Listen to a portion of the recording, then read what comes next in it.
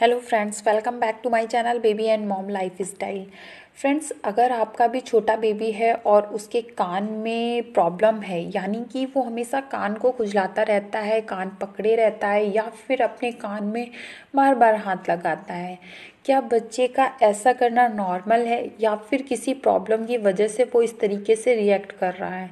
तो फ्रेंड्स, मेरा YouTube channel अगर आपको पसंद हो तो प्लीज़ इसे सब्सक्राइब कर लें, साथ ही बेल आइकन को प्रेस कर लें। बच्चों से रिलेटेड वीडियो इस चैनल पर मैं लाती रहती हूँ। तो स्टार्ट करते हैं अपना वीडियो और आपको बताते हैं अगर बच्चे इस तरीके के रिएक्शन कर रहे हैं तो उनको क्या प्रॉब्लम होती है। उनके कान में इन्फेक्शन हो गया होता है या फिर और कोई प्रॉब्लम होती है जिसकी वजह से वो इस तरीके के रिएक्ट कर रहे होते हैं। तो फ्रेंड्स, सबसे पहले हम लोग बात करते हैं 0 to 6 मंथ के बेबी, यानी कि ये ऐसे बच्चे होते हैं जो कि ना ही अपने हाथ को अच्छी तरीके से कान के पास ले जा सकते हैं, ना ही खुजला सकते हैं, और अगर इनके कान में पेन हो रहा होता है ये सिर्फ और सिर्फ रोते ही रहते हैं। तो कई बार ऐसा होता है कि बच्चे के कान में दर्द होता है, उसके कान में इन्फेक्शन हो जाता है। कभी कभी ऐसा भी होता है कि बहुत ज़्यादा इन्फेक्शन बढ़ जाता है तो कान से बहना भी स्टार्ट हो जाता है। ठीक है, तो क्या हम लोग गलती करते हैं? गलती हम लोग फ्रेंड्स ये करते हैं कि बच्चा हमारा लेटा हुआ है और अगर वो बॉटल से फीड करता है तो लेट कर ही हम लोग उसको बॉटल से फीड कराते हैं, या फिर मदर अगर ब्रेस्ट फीड करा रही है तो कई बार मदर ऐसा करती हैं लेट कर ही बच्चे को दूध पिला दिया, तो जिसकी वजह से जो वो दूध होता है वो उनके ईयर में चला जाता है और इसी वजह से उनको ईयर का इन्फेक्शन भी हो जाता है। और फ्रेंड्स, जो थोड़े बड़े बच्चे होते हैं, यानी कि 1 साल से बड़े बच्चे होते हैं, ठीक है, वो क्या करते हैं, कभी अपनी फिंगर को कान में डालते हैं, कभी कोई चीज़ मिल गई और किसी को देखा उन्होंने वो चीज़ कान में डाले हुए तो वो भी अपने कान में डालते हैं। मतलब इस तरीके का रिएक्शन होता है। अगर किसी और को बच्चा देख रहा है कुछ करते हुए तो वो भी उसकी कॉपी करने की कोशिश करता है। ठीक है फ्रेंड्स, तो क्या होता है ना कि बच्चा इस तरीके के रिएक्ट करता है और हम लोग ध्यान नहीं देते हैं, जिसकी वजह से बच्चे के कान में बहुत ज़्यादा प्रॉब्लम हो जाती है। हो सकता है उसको इन्फेक्शन हो जाए या फिर जो भी चीज़ डाली है वो उसके कान में ही रह जाए।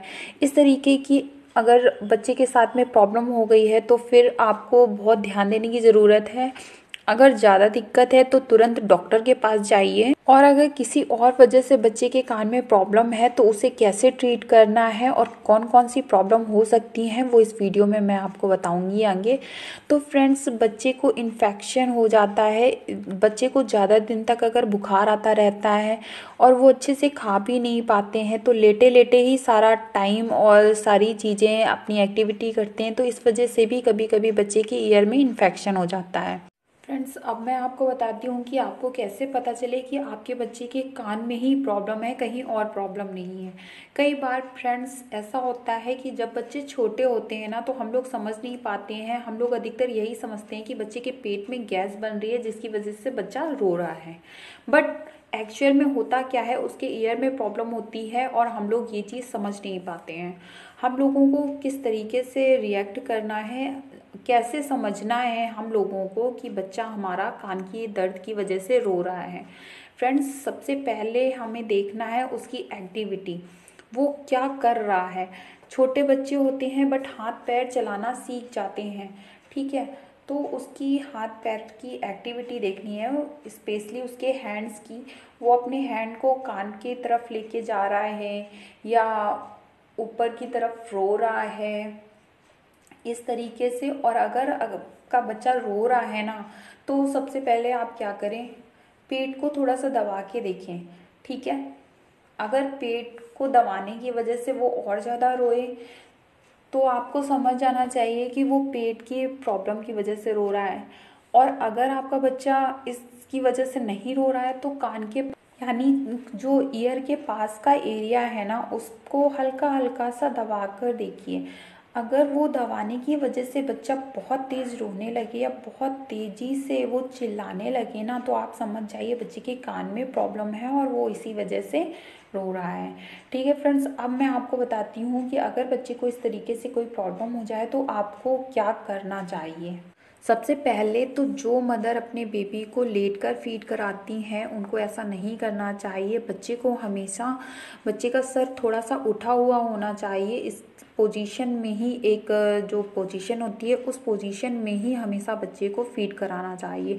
ठीक है, चाहे वो फिर आप ब्रेस्ट फीड कराएं या फिर बॉटल से दूध पिलाएं, बट उसका जो सर है, हेड है, वो थोड़ा सा वो ऊपर की तरफ उठा हुआ होना चाहिए।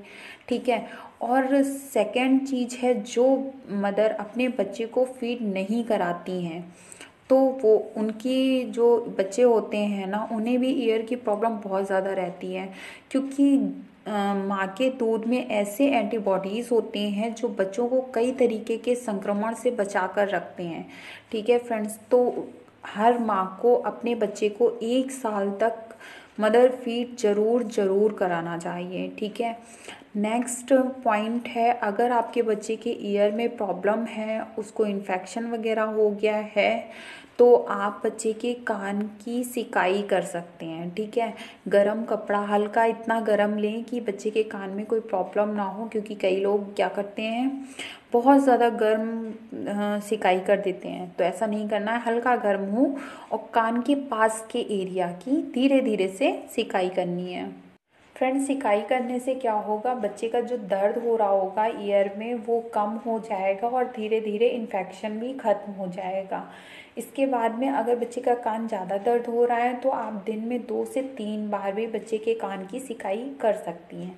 ठीक है, लेकिन एक चीज़ आपको ध्यान रखनी है, कान के पास के एरिया में आप सिकाई करें, यानी कि आपको सिकाई कान के ऊपर नहीं करनी है, कान के पास का जो एरिया होता है वहीं पर आपको सिकाई करनी है। ठीक है, इस बात का आप ज़रूर ध्यान रखें। इसके बाद में अगर कुछ चीज़ों का आप ध्यान रखेंगे ना तो बच्चे को कान की प्रॉब्लम बहुत कम होगी या फिर नहीं होगी। बच्चे को अगर सर्दी जुकाम हो गया है तो बहुत जल्दी उसको रिकवर करने की कोशिश करें, क्योंकि सर्दी जुकाम होने की वजह से भी कई बार बच्चों को ईयर में प्रॉब्लम हो जाती है। ठीक है फ्रेंड्स, तो उसको बचा कर रखना है। इसके बाद में बच्चे की साफ सफाई पर पूरा ध्यान देना है आपको, क्योंकि कुछ बच्चे क्या करते हैं, अपना हाथ जो होता है वो बार बार मुंह में डालते रहते हैं और इसके बाद में कई बार कान में लगाते हैं, कहीं कुछ करते हैं। कई बार कई बच्चे होते हैं नोज़ में अपना फिंगर डालते हैं और फिर से वो ईयर में लगाते हैं। तो इस तरीके के अगर रिएक्ट बच्चे करते हैं ना तो इससे भी बच्चे को ईयर की प्रॉब्लम हो जाती है। कई चीज़ों से आप अपने बच्चे को दूर रखें, यानी कि जैसे माचिस की तीली हो गई, ईयरबड हो गई, ये सारी चीज़ें बच्चा आपको देखेगा ना तो उसी तरीके की एक्टिविटी वो खुद भी करेगा। आपको देखा, आप ईयर में डाले हुए हैं, माचिस की तीली है, ईयरबड है, इस तरीके से चीज़ें और भी कई चीज़ें होती हैं, तो बच्चा भी वही करेगा। अगर आप उसको मिल गई ना वो चीज़ तो वो भी अपने ईयर में डालेगा। तो इससे क्या हो सकता है, बच्चे को बहुत ज़्यादा चोट आ सकती है कान में, हो सकता है उसका कान के पर्दे में भी प्रॉब्लम हो जाए। तो ये सारी चीज़ें बच्चों से दूर रखिए। अगर आपका बच्चा थोड़ा सा बड़ा हो गया है, यानी कि वो चलने फिरने लगा है, तो ऐसी चीज़ों को बच्चे से थोड़ा सा दूर रखना चाहिए। ठीक ठीक है। इसके बाद में स्मोकिंग वगैरह बच्चे के आसपास बिल्कुल नहीं करनी चाहिए। जी हाँ फ्रेंड्स, अगर आप अपने बच्चे के आसपास स्मोकिंग वगैरह करते हैं तो इसकी वजह से भी बच्चे को ईयर इन्फेक्शन हो सकता है, क्योंकि बच्चे इतने ज़्यादा नाजुक होते हैं और उनमें रोग प्रतिरोधक क्षमता भी बहुत कम होती है, इम्यूनिटी सिस्टम भी इतना ज़्यादा अच्छा नहीं होता है और ये सारे रोग ना उनको बहुत जल्दी लग जाते हैं। तो फ्रेंड्स, उनकी तरफ जो साफ़ सफाई का आपको बहुत ज़्यादा ध्यान रखना है और उनकी केयर अच्छे से करनी है ताकि उनको कोई प्रॉब्लम ना हो। और आई होप ये वीडियो आपको पसंद आया हो, अच्छा लगा हो तो लाइक करिएगा, शेयर करिएगा और साथ ही साथ सब्सक्राइब करना बिल्कुल भी मत भूलिएगा।